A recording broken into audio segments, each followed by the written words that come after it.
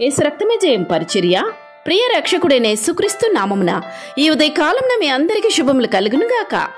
సంతోషముతో యెహోవాను సేవించుడి, ఉత్సాహ గానము చేయుచు ఆయన సన్నిధికి రండి అని దేవుని వాక్యము సెలవిస్తున్నది.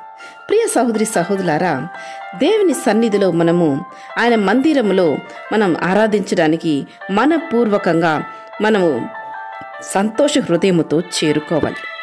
ఈ రోజుల్లో చాలా మంది దేవుని సన్నిధికి సంతోషంతో చిరునవ్వుతో రావడానికి బదులు వేడుపు ముఖంతో వస్తూ ఉంటారు. దీనికి కారణం సాధారణంగా ఏమై ఉంటుందనుకుంటున్నారు?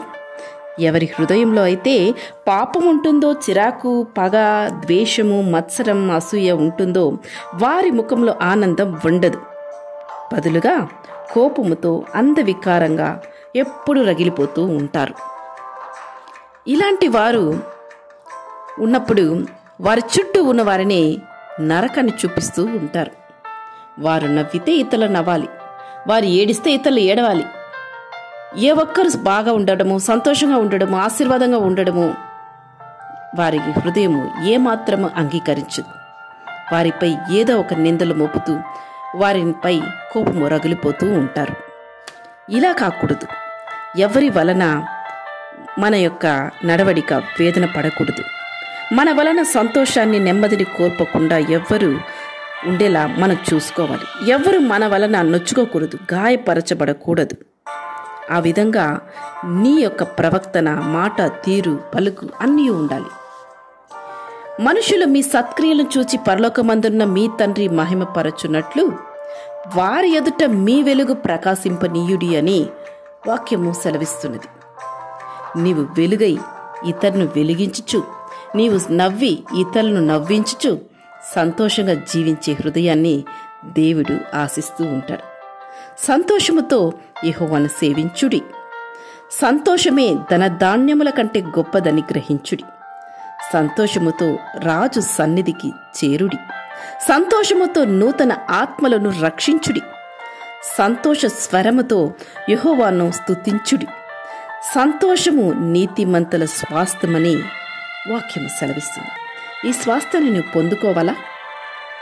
దేవుడు నీకోసం దాచిపెట్టిన ఎన్నో నీ ఊహించని ఆశీర్వాదాలు, దీవెనలు, ఆశ్చర్య కార్యాలు నీ జీవితంలో, నీ ఇంటిలో చేయడానికి దేవుడు రాబోతున్నాడు. ఆయన ఎప్పుడు వస్తాడో, ఆయన వచ్చి నీ దీవెనలతో ఆశ్చర్యపరుస్తాడో నీకు తెలియదు. కావున నీవు ప్రతి క్షణం సిద్ధంగా, పరిశుద్ధంగా ఉండాలి. అప్పుడే దేవుడు నీ కోసం తీసుకొచ్చిన దీవెనలను నీవు స్వతంత్రించుకోగలవు. ఆ దీవెనలన్నీ నీకు కావాలా? దేవుని ఎదుట సంతోషముతో దేవుని మహింపరచు. ఇతరులను నవ్వించు. ఇతరులతోనూ సంతోషంగా జీవించు. అందరితో సమాధానపడి జీవించు. ఏ ఒక్కరిపై పగ, ద్వేషముతో రగిలిపోకు. మృదువైన మాటతో ఇతరులతో మాట్లాడు. మృదువైన మాట క్రోధమును చల్లార్చును. కోపము, మానము, ఆగ్రహం విడిచిపెట్టుమని వాక్యం సెలవిస్తున్నది. ఏ ఒక్కరిపైన పగ, కోపము, ఆగ్రహముతో రగిలిపోకుండా అందరితో సంతోషంగా, సమాధానముతో ఉండు. ఇలా ఉండి నీ ప్రవర్తనను సరిదిద్దుకొని దేవుని సన్నిధిలో నీవు కనబడినప్పుడు దేవుడు నీకు ప్రతి ఈవులను దయచేయును. మీ దేవుని సన్నిధిని కనబడుటకే సిద్ధపడుడి అని వాక్యం సెలవిస్తున్నది. ఆయన సన్నిధిలో కనబడక మునుపే నిన్ను నీవు సిద్ధపరచుకోవాలి. అప్పుడే ఈ వాక్యాలు, ఈ ఆశీర్వాదాలు, ఈ యొక్క దీవెనలు నిన్నును ఆవరిస్తుంది. నీవు స్వతంత్రించుకోగలవు. ఆమేన్. యేసు రక్తమే జయం పరిచర్యలో మీ సహోదరి.